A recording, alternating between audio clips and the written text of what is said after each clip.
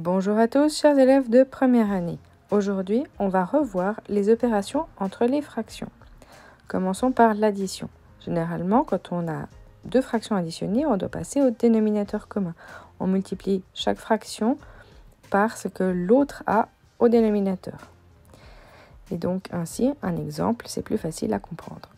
La soustraction, c'est exactement de la même façon.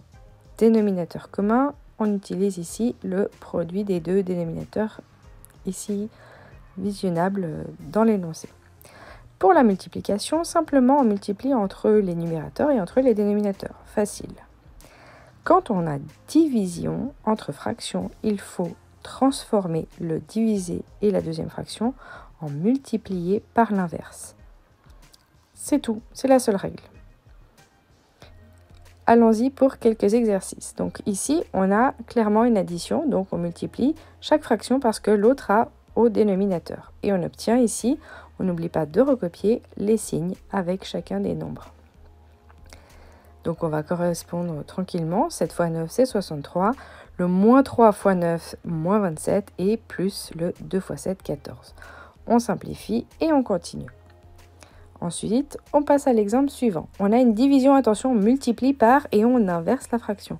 Les signes restent ici et on a un seul moins, donc la fraction correspondante sera donc négative.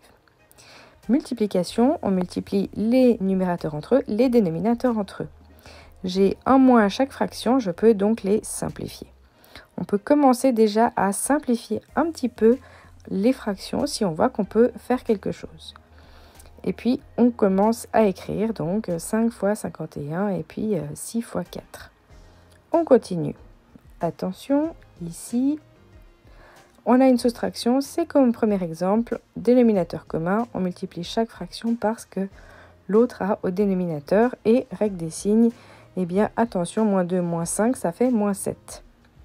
Et le dernier exemple, on simplifie déjà les deux moins puisque on a donc la division, c'est comme le produit pour les signes, mais sinon on transforme en multiplication par l'inverse. Et ensuite seulement on peut simplifier. Attention, attention, quand on fait des exercices, on n'a pas fini quand on a réussi à écrire. On vérifie. Et là on se rend compte, oups, j'aurais pu continuer. Parce que 51, le 51 est divisible par 3. 5 plus 1, ça fait 6, et 6 c'est divisible par 3. Donc on pourrait encore obtenir 17 et 2 en simplifiant le 6 et le 51. Et finalement, ça donne 85 sur 8.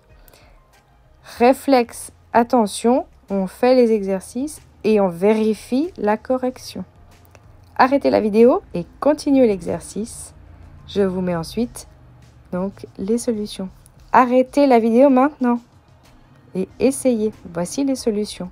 Je vous souhaite de bonnes révisions et bon travail à tous.